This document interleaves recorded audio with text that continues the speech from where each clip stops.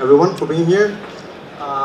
Very happy to visit Barcelona again and talk a little bit about smart cities and how we can start building um, trusted, secure, and private data sources, to build on top of this new whole process we are going on in the world. No, very very fast. My name is Luis Gelado. I'm co-founder and CEO of two technology companies here in Spain. Location technology company, WLT. We're building end user products to locate each other in real time, and GEODB, which is building actually a decentralized marketplace, a decentralized data marketplace. Okay, so I think we have quite a good experience to talk about, how we're connecting smart cities and the processes of creating data nowadays. Okay, I wanted to bring you this today.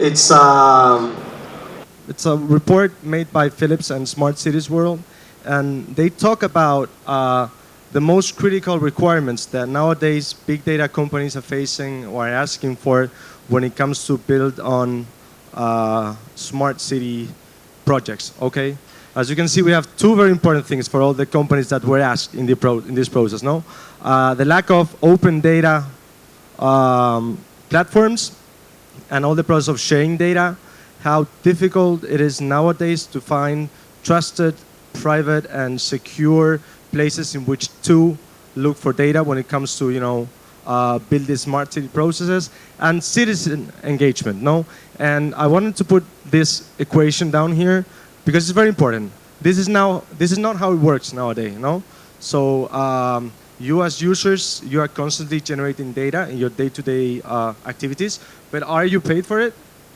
Never?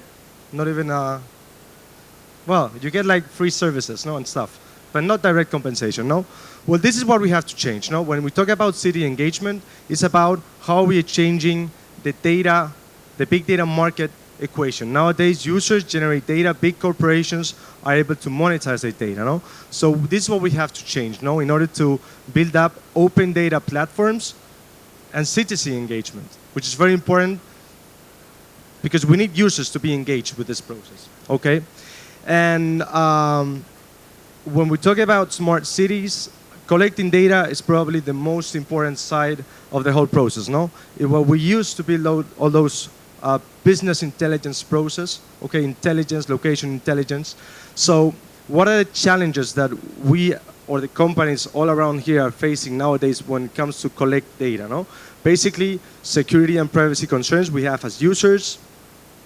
We have tons of inefficient manual deals, no? So nowadays, in the big data market, we have lots of intermediations, okay? And that makes it very inefficient, increases costs a lot for big data companies, and in the end creates a process which has lots of friction, okay? And finally, there's a lot of lack of trust between market participants. We don't really know where the data is coming from, and we cannot validate, okay, the sources of the information, no? And finally, as I said before, finding the correct data sources you need to build out all this stuff is very difficult, no? And this is from a friend of mine. I suppose you all know Carto, a Spanish company, location Spanish company, a very big one. They're quite big here in Spain, in Madrid, but all around the world. They're actually now in London, I think, also. Well, he was giving this talk the other day, and he was showing me this typical spatial data science workflow, no? Every time they have a new project with a new client, what resources they are using, okay? And this is quite funny, because this is the important part, analyzing, okay? This is where all intelligence comes and when we can extract conclusions for our clients. But look at this, they're spending 80% of the resources preparing the whole process. So it's about where's the data I need, okay, for my client, how do I evaluate and purchase data, and how I do ETL procedures to prepare, to extract, analyzing. And what is the conclusion of this? 80% inefficient work. This is a broken market, okay? The big data market is actually broken. There are no real bridges between data sellers and data buyers. There's no direct connection. And that makes that it's very difficult for the market to grow. Another big conclusion that we find nowadays in this industry. So from all data that you are generating constantly, only 5 to 10% of data is being actually exploited.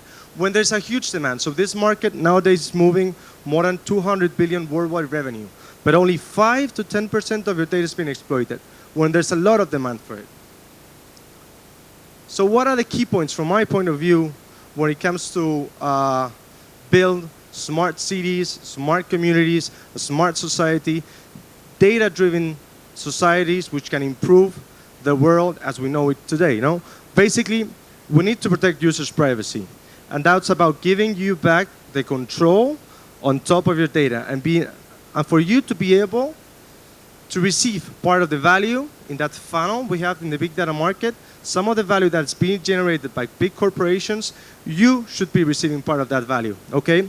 We have to eliminate all those intermediaries that we find in the market.